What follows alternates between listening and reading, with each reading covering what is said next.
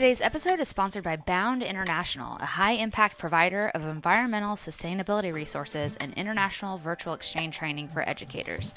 Go to bound-intl.com to learn more, including how to purchase a sustainability membership for your Education Abroad office today. Thank you so much, Bound International, for supporting the Gateway Spotlight. Let's go to the show. Welcome to the Gateway Spotlight, a show designed to highlight diverse perspectives, next generation initiatives, emerging trends, and innovative thinkers in the international higher education community. I'm your host, Brooke Roberts, a 20-year veteran in global education and recently appointed the Director of Partner Marketing at Podium Education. And today I'm very excited to have Dr. Karen McBride, President and Founder of Bound International Education on the show. Welcome to the show, Karen. Thank you. So good to be here. And we have done this before, so I'm so happy to be back. Yeah, a little shameless plug. She was on the Inside Study Abroad podcast back in 2020. So if you want more of Karen after you listen to this episode, head over there and hear the more, emerging sort of origin story phase of you launching Bound International. So that'll be interesting for people to compare and contrast how you've grown and evolved your organization over the last few years. So today we're going to be talking about sustainability and education abroad and global learning.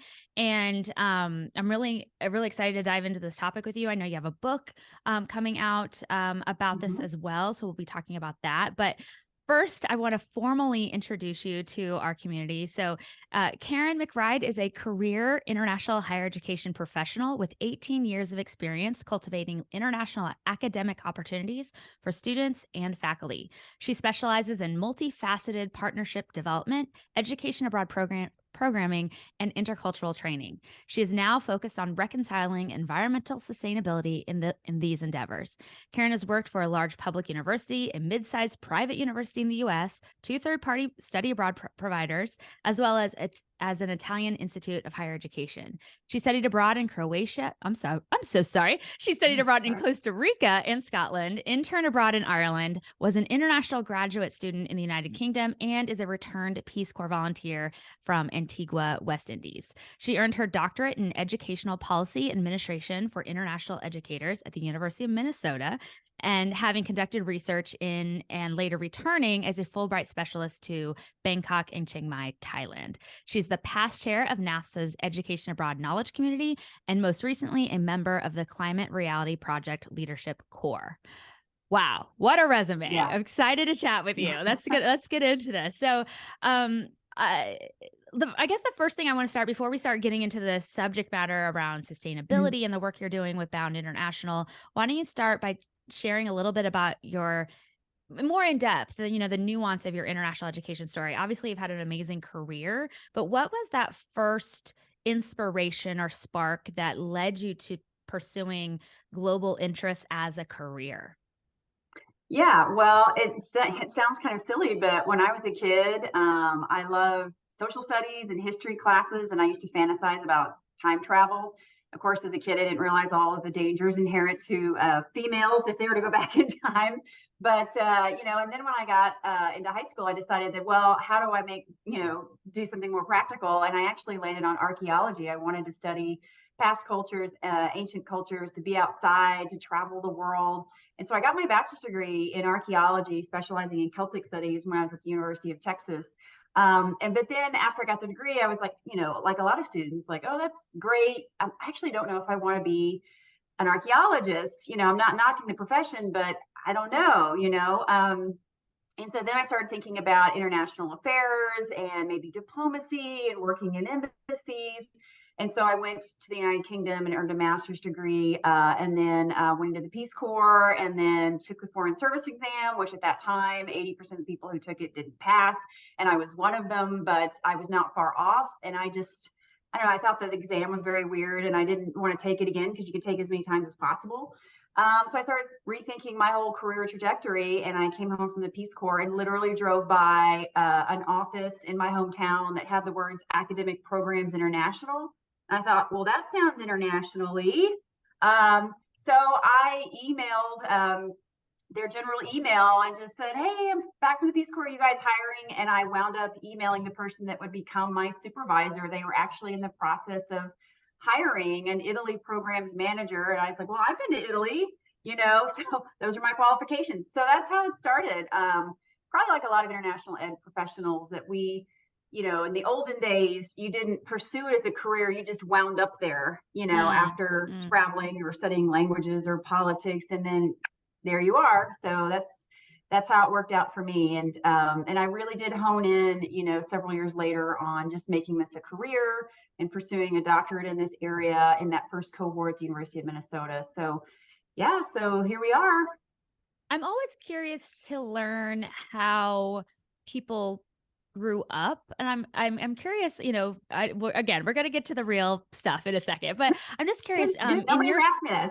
yeah, in your family life and your community that you grew up in, were there other people or other things happening that were international in flavor that also maybe sparked your interest, or were you truly a black sheep in a way? I was kind of a black sheep. My parents had degrees in, their backgrounds were in business and English and education. But my dad and my uncle and my grandparents and great uncles, they were all in the military. I have Vietnam veterans in my family, World War II veterans. But by the time I came along, by the time I was born, my dad was no longer in active duty. He was in the reserves. So we didn't have to, move and bounce around. He just kind of did weekend warrior duty at some base in Texas every now and then. So they still live in the house that I grew up in. We didn't move. But I don't know. I think just as a kid, you start watching movies maybe or reading books and you just take to certain things. My sister, by the way, is a math teacher. So totally different directions. Yeah. And I love to read books and she liked to do math problems. And it's just, I really think it's just nature versus nurture. So Yeah, that's really cool. Okay, thank you for sharing that. I'm always curious too. So you're kind of like me. I was definitely the black sheep. There was no person traveling the world that it's, in my family or anything that I wanted to be like. It was just I was weird for wanting to leave Kansas, really. that's So right. That's right. okay, so let's dive into this discussion around sustainability, education abroad, and global learning. I want to start with sort of the broader question around what is the issue around travel during a climate crisis. So a lot of people say if we're having a climate crisis, how can you work in an industry that, for the most part, the top line goal is we want people to travel to other places. And as we know, that has a pretty big climate footprint, if you will, or impact footprint. So I'd love to know your thoughts and your approach on this, and why travel in that the climate crisis kind of conversation is kind of seen as like the bad egg. Yeah, well, I think that study abroad in general really the industry really rose it was just right increasing exponentially at the start of the 21st century. Around the same time, there was an exponential rise in consciousness and concern around the environment. So I think in our field, we've all kind of thought about it or talked about it over lunch, but we didn't really know what to do. And sadly, I think sometimes we have to be motivated externally. Whether that's students or the government says, oh, this is a priority now, you have to do this. And that didn't happen for a while. And it's really these students, millennials, but these Gen Z students that are pushing on this. And they're starting to enter into the workforce, into study abroad offices. And so it's becoming more of a priority. And the only thing that we can think of, I think, as we have these conversations over lunch over the past several years is, well, it's the flying, right? It's bad. But we didn't really dive into the nuance of that or really understand it. And the fact of the matter is that when you look at global greenhouse emissions or even the emissions we do here just as Americans, that the percentage associated with any kind of travel is actually less than 10%. So of the total number of greenhouse gases that we are emitting and putting into the atmosphere. And of that, let's say 8% or so that's attributed to travel. Only about 3 or 4% is for flying. The rest is cars and trains. So I'm not saying that 3 to 4% of the carbon footprint of flying is like nothing. It is something. But the way that I look at it, and a lot of people are starting to look at, is we need to kind of understand this data better. We're kind of approaching things anecdotally because most people don't have science degrees in our field. So we're just like, I don't know, I read about this online. I Hmm. don't, but or maybe we've been intimidated having a discussion around this because it's science. But it's really easy to understand at this point. It's very digestible. There's reports out there that are easy to read all the way up to very technical. But it's not hard for us to really understand this. And we also on college campuses, we have subject matter experts, we have science departments, we have sustainability offices. So if you're curious, you just need to talk to them. We need to partner together, and they can explain things a little bit better because that's their job, that's their area of expertise. Hmm. So I think once you put that into perspective, it's a matter of saying, okay, the main thing I think the industry needs to do is to reframe the narrative around this. So yes, there are emissions, and it has to do with flying, but you can't really get anywhere else unless you're in Western Europe or maybe Southeast Asia, where you can take a train. And the trains in Southeast Asia, in my experience, were maybe worse than flying. I'm not really sure. Um, and we need to recapture that narrative and say, well, if we're going to travel, if we're going to sponsor and pay for travel, especially for students to have these experiences, how do we justify that? And we've never had to justify it before. You say, well, study abroad's great. Well, what else? And I think the main thing is when we're sending students abroad, we're exchanging students, they're coming here, we're going there, is that students are really understanding global and local situations a lot more intimately. And they're also building really important relationships, friendships, and networks. And that is how we're going to solve such a huge problem, is understanding things globally as well as nuance with regards to local issues, and having those relationships and coming up with ideas together, working together, sharing. That's how this is all going to happen. And it took many years to get here, and it's going to take many years for us to make an impact. So we just need to get started. Hmm. Well, it's interesting to hear those numbers and percentages you shared, because it's sort of like I've always find it interesting, when you talk about like the broader concept of recycling. I think we all would agree trying to recycle more is better. But also, that puts a lot of, I guess, responsibility on individual people to do their Mm-hmm. part in recycling. And I think that's a good thing. Don't misread me, audience. But I also think too, in terms of like the ROI of an individual making sure that they use less, recycle more, etc., is a drop in the bucket compared to putting pressure on large industries that are actually creating a Mm-hmm. majority of the emissions and negative climate impacts that are happening around the world. And so you talk about, well, it is a part of this, but it's such a small percentage based on compared to a lot of other industries or even a lot of other types of travel. And so I think that's a really important point, an interesting kind of discussion topic, to sort of like what's the motivation for putting all the responsibility on the individual when it's very clear that like large industries are really the bigger culprits in this. And then of course consumer demand. I mean, it's all an ecosystem that plays off of each other. I'm curious if you have thoughts on that, about the individual versus the industry kind of I guess responsibility Yeah. given.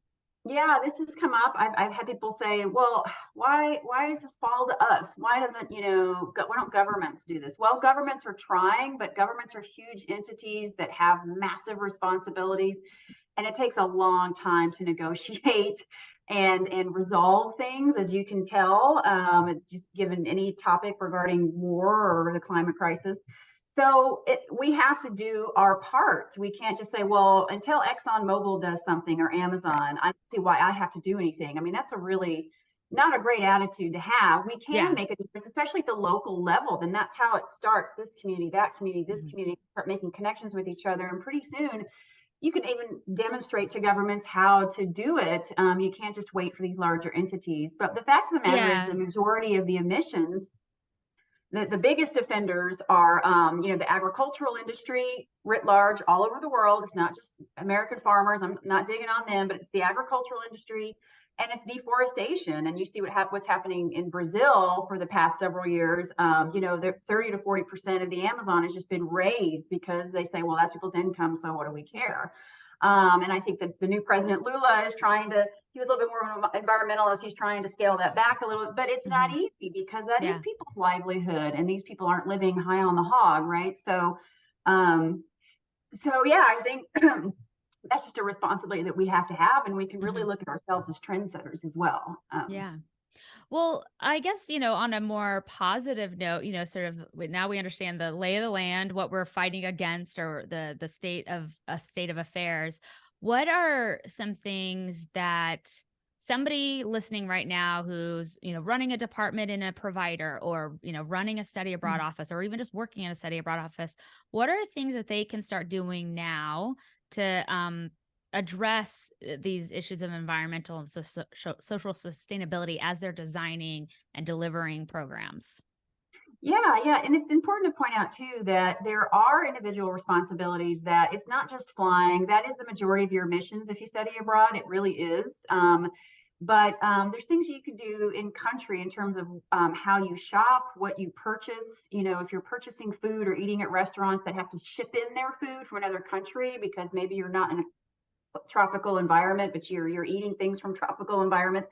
There are things you can do individually to make a difference as well. And if you're working in a study abroad office, you really need to kind of drill down into all aspects of your programming, and not only that, but your own management and how you're running your office, and say, what are some things that we can start to address, and just make a list and say, what can we start to do quickly? What might take a little bit more time and collaboration?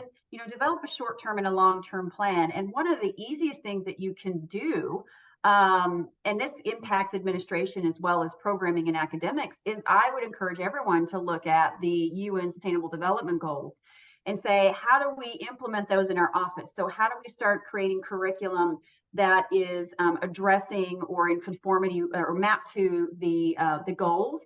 What are we doing in our office regarding, extracurricular programming, hiring, leadership development, that also addresses those things? How are we picking partners to work with abroad based on those goals? So we all have this map that's been around since 2015, which is the SDGs, or Sustainable Development Goals. And a lot of universities have been moving to try and map a lot of their curriculum overall to that. But study abroad offices can do it at the more micro level. And it's not just about creating climate change themed programs to Iceland. That's great. But your art program to Italy, or your business program to France, you can still look at the SDGs and say, how can we design a program, execute a program, evaluate a program, work with partners, et cetera, that is taking into account some of these goals that we really want to address. And then you can establish a direct link to your efforts to something that's really was globally voted on and approved and ratified. So connecting your small little office to something much bigger. So Mhm. that map already exists, and that's really a natural starting point. Yeah, that's a really great piece of advice. I think it's always interesting to think about sustainability beyond the guise of like environmental, physical, climate change based Mm-hmm. impacts. And I traveled around digital nomading right before I think we talked in 2020. I'd just gotten Yeah. back from that. One of the things I found very fascinating about that experience is that in the digital nomad kind of work remote around the world community, there's little hotbed places that there's a huge thriving community of this, whether they're expats or digital nomads. And I think this happens in study abroad too, where you have these like really hot popular destinations, and it's sort of like the traveler gentrification of a destination, and how you can basically start pricing out local communities in terms of Yeah. housing resources, food, etc. I think of places like Bali or Chiang Mai. Mexico City. Yeah. Yeah, exactly. Where the prices are fluctuating in a way to accommodate this influx of basically rich Westerners, so to speak. And if you're listening to this and not watching, I'm using a lot of air quotes right now, which I shouldn't do in an audio format. But I say rich Westerners because I just tend to have more money, but not necessarily rich. But yeah, I think it's so interesting how that is also a question of sustainability. How are you creating these community pockets around the world that it's probably not sustainable? There will be a bubble of some kind that busts, and it is a result of the influx of sort of like the travel or gentrification.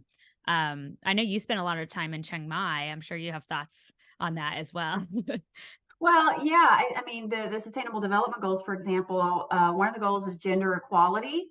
Mm, So even if you're a university that works with an organization somewhere that is empowering girls' education, you're actually addressing the social sustainability aspect of the goals, and you are working directly in favor of or in support of the goals by doing that. It's not all about, the trees and the air, hmm and peace and social justice are part of the goals as well. And social sustainability is really making sure that you are not actively disempowering communities, particularly communities that are already low resource with lower levels of power compared to you or just within the region. So how you shop, how you compensate your in-country staff, the opportunities that you give them. We're like the travel industry. We've tended to, pay low, or things like that with our partners abroad because we can get away with it. But what else could you be doing that is much better in supporting those communities and empowering people, or at least preventing them from being disempowered?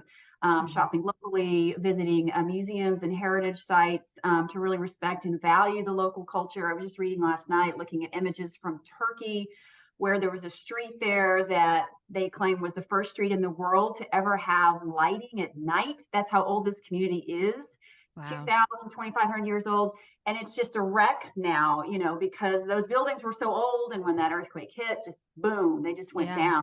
And so just appreciating and valuing histories and communities and people and legacies is still addressing the Sustainable Development Goals. hmm Yeah, and just being mindful as a traveler. I mean, everything you do, to your water usage. Are you running the AC all day in your unit when you're at class all day? Are you, taking trains when you could be doing another way to travel, to walk, to bicycle, whatever that is, to get to your destination. So, hmm yeah, there's a lot of things you could do individually as a student that are more mindful and make you more of a mindful traveler. hmm hmm well, let's talk about resources. So I think the sustainability goals from the UN is a great, I think, starting point. Like you mentioned, it's sort of a checklist that you can run through and triage and prioritize in your organization. But what other resources for international educators exist to help people even begin the process beyond the sustainability goals? Yeah, well, in relation to the SDGs, I know the Forum on Education Abroad did a large mapping project to kind of give you hints and suggestions about how you can start to map Okay, your programs in your offices to the SDGs. But also the Forum is releasing a book that I co-edited with Professor Pitulia Nakula from the Eastern Institute of Technology in New Zealand. That will be available for purchase at the Forum conference next month, and great. it's the I was last going to ask book. you about that. Yeah, Yeah. yeah. It's a book called Sustainable Education Abroad: Striving for Change. And again, I co-edited it, and we have a lot of educators all over the world who have written chapters based on what they have been doing to make international education more environmentally and socially sustainable. So down to a really in-depth profile of a particular program, all the way to looking more in depth at emissions and what that means for us, and laying those out, carbon onsetting versus carbon offsetting. So it's really, I think, to my knowledge, one of the first books of its kind to come out. And I think it's just really speaking to the times that we're in. Mhm. And I would recommend everyone purchase it. It's the last book in their Standards of Good Practice in Action series that they've been rolling out a few different books this past year. So that's a really good resource to have. I think there's pre-sale orders you can do now, but they will be available in about a month at the Mhm. conference. Well, we'll Um, definitely and, link to the book in the show notes for anybody listening. I have a question about the book. I'm curious if any of the chapters address sort of education abroad in a more broad term of digital opportunities, digital global Mhm. learning, as one a sustainability play, but also as a access and scaling opportunity to get more students exposure and learning intercultural and global competency skills. I'm curious if that's discussed in the book at all. Yeah, we have one chapter in particular that is a case study of a virtual exchange program that was not only virtual, but their students actively worked on sustainability topics. The co-authors of that were Shale Rivera of Evolve Abroad, which is based in Johannesburg, and then her co-worker Cynthia Arochi Zendejas, who's based in Mexico and has a background in sustainable development. And so there is one chapter that looks at that. It's just really a micro study. It's not really indicative of everything that's going on. But we didn't have, when we did a call for proposals for the book, we didn't have a whole lot of people, advertise COIL and virtual exchange. And I think because when we did the call out in late 2020, we'd been in the pandemic for about 8 or 9 months, and people were scrambling for their very first ever virtual exchange experience, and they maybe didn't have enough data or experience to really feel confident to do a chapter or an in-depth look. Now in early 2023, I think I get a lot more people raising their hand and saying, oh, I've been doing this now for a couple of years and I figured some things out. So I think as we continue to advance our discussions around sustainability, virtual programming and virtual exchange is definitely going to be part of that discussion. But to go even beyond that, I would say there's a post on our blog on our website at Bound International, just a very short piece about how we also need to eventually look at how technology emissions are playing a role in things as well, because we automatically think that there's, our computers don't emit anything, right? It's electricity or something, but no, all the technology that's mined and manufactured, and then when we use it, like when we turn on our camera, we are emitting some chemicals into the air. So it's we'll eventually get there, but that is definitely part of the discussion is COIL and virtual exchange. But there is only one chapter in this book that will address that. Okay, great. That's I think it's interesting. It's EV cars. They're all the rage, and it's everybody's like, that's the future, and it's going to solve all our problems, except for the fact that the battery uses cobalt. There's only a finite amount of it, and it's all at the bottom of the ocean, which could ravage like sea ecosystems and ripple effects. Yeah, I mean, nothing is untouched. Nothing is completely clean, as it were. That's right. And there's a lot of the lithium and cobalt mining that's taking place in a lot of parts of the world, particularly on the African continent. Very questionable practices taking place there. And then that gets into social sustainability, where we're using technology that's fairly expensive and we're touting it all over the place, but the people who mined it are working in very dangerous conditions. They're not getting paid hardly anything. So it's all connected, right? It's all connected. So we'll eventually get to another level of conversation on that, I think. Yeah. So outside of your new book coming out, which congratulations on that. I know it's a lot of work to get that baby out into the world. So I'm sure you're very excited for people to get it in their hands. Beyond that book, what other resources would you recommend people check out?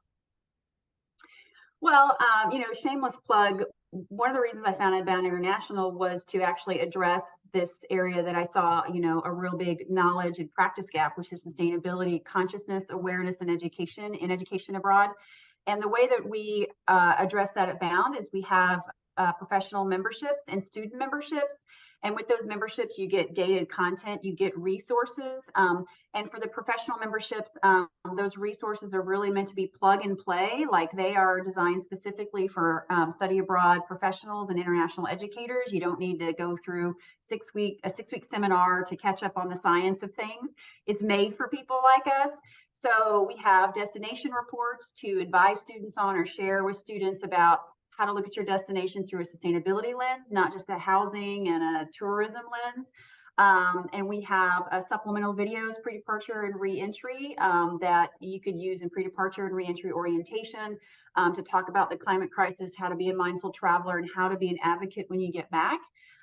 We have supplemental curricula in various academic subjects that you could introduce in the pre-departure phase to get students' minds going. If I'm going to study business in France, what is corporate social responsibility? Why should I care? And kind of get them in a good space for thinking about that when they travel. The way that we have been introducing concepts of culture and intercultural competency in pre-departure and re-entry as well. And then we have a certificate of achievement program, which anybody who's a professional member can undergo. And what this is we do a really in-depth analysis of your operations. And by we, I mean my partner, who's currently Dr. Daniel Greenberg with Earth Deeds. We customized a self-assessment and where we do a deep dive into your profile as an office, your programs, your management, your operations. And then we basically give you a rating on your sustainability performance. And then we give you some customized feedback about, given where you are, what are the next best steps forward?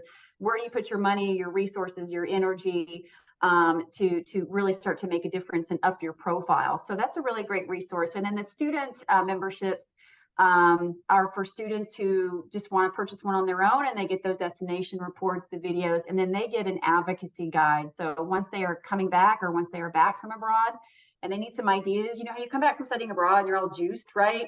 Like, oh, I just learned so much and my mind is spinning and I'm a whole new person. But you sometimes don't have direction because you just go right back to school and you don't really know what to do. So this advocacy guide is really for students to think about, okay, what can I do when I get back to campus? And what can I do when I graduate based on what I just experienced that is going to make me a more sustainability oriented citizen? So those are great resources, and very affordable. So in addition to that, the SDGs, resources with the forum and NAFSA and this book, there's really a lot of things in the year 2023 that your office can grab a hold of and start using right away. There's no special training that you need to undergo to access or use these things or absorb them. So I would recommend everyone look at all of those options. Okay, so let's get a very tactical piece of advice out there, because I have a feeling, before my current role, I was the director of international ed at a pretty big community college, and we had a lot going on. And I did work with our director of sustainability for the institution. We did a lot of great work together, but I had to carve out time and put that at a high priority because I was told there are 50 other, number one priorities. And so I'm guessing that a lot of people you talk to, the pushback, and not in a mean way, but it's just like, oh, I'm so busy. I'd love to do that, but when am I going to find the time? And that. And so I'm wondering if you could give us, everybody listening, sort of one win that somebody could execute right now without having to read a book or go do a bunch of research or do the triage and the assessment tool. That sounds amazing. What's one thing they could do to sort of just like push the needle a little bit towards a more sustainable structure of their office or what have you, whatever they could do? What's one thing they could do in the next week to get off the ground to maybe get some momentum towards a sustainability strategy? Yeah, I would just say taking stock and making a plan. That doesn't necessarily mean you're doing anything yet, but you have to have directionality. We can't just continue to say, gosh, yeah, we should do something about that. Anyway, moving on to my meeting in 5 minutes. You've got to actually sit down with the right people. I would certainly broach the sustainability office or officer if you have one, or someone in the science department if there's no sustainability office, and say, can we meet and discuss maybe just even like a working group to where we can debate and assess certain things and kind of catch each other up on what it is we do, because maybe we need to provide that insight on international academic travel and you're providing insight maybe on the more of the science, the measurement, because some things that you really need to do and consider is starting that mapping process with the SDGs. Where do you start? What are we already doing that maybe maps to that? Yay. And what can we do? Tracking your emissions, and this is where the sustainability office comes in. Is somebody tracking this on campus? Are they tracking student activity, facilities, travel? Who does that? Who should do that? How do we create a reporting mechanism? You need to have data, because you can't, especially your provost and your SIO and your president aren't going to make big changes or put money anywhere until you lay out in finite detail what it is that they need to do and why. So you need to have some baseline data and the mapping, and also, quite frankly, talk to your students, invite some students, including graduate students, onto these working groups and committees and say, where are you? Where do you think we are? Where do we need to go? And get that perspective from students. They're actually going to be really good collaborators in this process. So to me, it is, start to piece together who your team will be, and it can be small. Don't worry, you don't need 10 people and 10 experts. It could be like 4 of you just starting a group or a little coffee group, and then start working towards a plan. And maybe it takes you until the end of the year, till Christmas, to get a plan together. But you know what?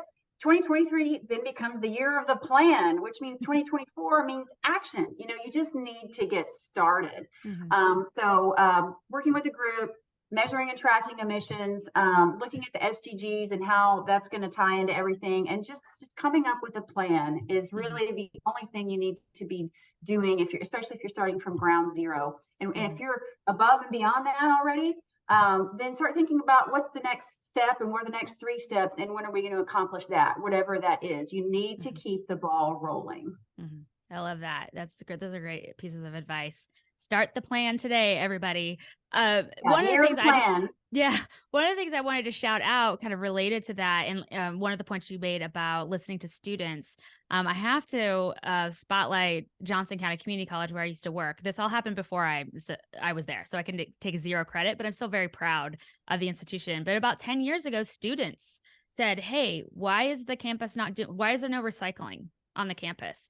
And they, a group of students petitioned the student senate, and then they petitioned the board of the college to basically take, I don't know what it was, like $10 of the student activity fee, that was allocated every semester that would go into a fund to do sustainability. And it would fund a committee that was run by students. It's a student run committee, and they get to decide now where millions of dollars worth of sustainability money gets allocated every year. And as a result, over the last 10 years, and of course it took time, they now have an executive director of sustainability, Jay Antle, who's a pioneer and a thought leader in this area as well. But now the campus is not just carbon neutral, they produce more energy than they use. And it is possible to move what seems like a huge mountain. And Johnson County Community College is not a small institution. It's 26,000 students. I mean, it's an operation. And so if you're thinking what kind of difference can I make?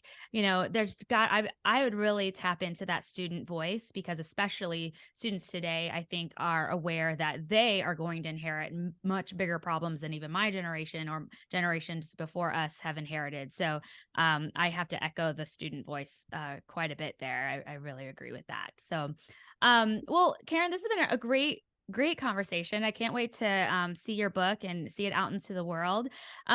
Aside from the book, where can people connect with you and learn more about the work that you're doing with Bound International? On our website, which I think will be featured on the Gateway International page eventually. It's bound-intl.com. You can read about who we are, but also our sustainability education resources, which are these memberships, again, available to professionals and to students. The book, again, coming out later in the month. You can certainly email me at karen@bound-intl.com. My email address is in my profile on the website as well. And then I do want to give a plug to the fact that we are getting ready to release in about 10 days the second survey of sustainability and education abroad, which was something I really wanted to implement when I started Bound back in 2020. The first survey was released in the fall of 21, and we released the results in a report in December of 21. So this is, a year and a half later, this is the second iteration. It'll have a few key updates once we could be engaged with a lot of stakeholders. But this survey, the first one, I know for a fact had a lot of impact. A lot of offices took it into staff meetings and said, look, this is apparently what some people are doing, and international ed or study abroad offices, what are we doing or what are we not doing? And so we're hoping for a much bigger turnout on the survey this time around, and it'll be open starting Monday, March 6th, and it'll close April 5th. And we'll be doing a bunch of advertising and marketing throughout social media and our website as well on how to complete that and access it. But that's a really important resource, because the more people that feed into it, the more we can get a really good snapshot of what we are doing, and not just we in the United States, but all over the world. What are these student mobility offices doing about this, if anything? And then how does that relate to what you are doing or you want to do? So it's almost like a state of the field report that the Forum on Education Abroad does, but this one is tailored specifically to sustainability, performance, and ed abroad. So that is getting ready to be released on March 6th. So definitely fill that out, complete it. Let's get really great representation. And then visit our website as well for any other information, and you can email me directly. Great. Is that survey just for universities to fill out, or also private companies? It is for colleges and universities and study abroad providers. Okay. And providers is very much kind of a North American thing, but they constitute a lot of study abroad activity, especially American students abroad. But it is for study abroad administrators to fill out on behalf of their institution or whoever's appointed to do that. So it doesn't necessarily address international student scholar services activity or international scholar activity just yet. It's more about it's more for those offices that are sending their students abroad for some kind of academic study. And so that'll be all in the instructions and everything. But yeah, study abroad providers and colleges and universities. Great. That sounds great. We will link to all of that in the show notes. So if you're not sure where all that is, find it in the show notes. Also Google it. I'm sure it'll be the first result. Definitely connect with Karen over on LinkedIn. You can connect with me as well. Thank you, Karen, so much for coming on the show and for sharing the great work that you and your team are doing. Yeah, thank you so much for having me, and shout out to Brooke. She always does such a great job with these, and to Gateway International for inviting me and hosting me, and another particular shout out to the Forum on Education Abroad, just for all the work that they in particular have been doing on this topic with the book and the standards of good practice and their SDG map. They've done a lot of work in this area, so really kudos to them as well. Awesome, great shout out. All right, well, thank you so much, and I'll see you soon. All right, thanks, Brooke. Bye, everyone.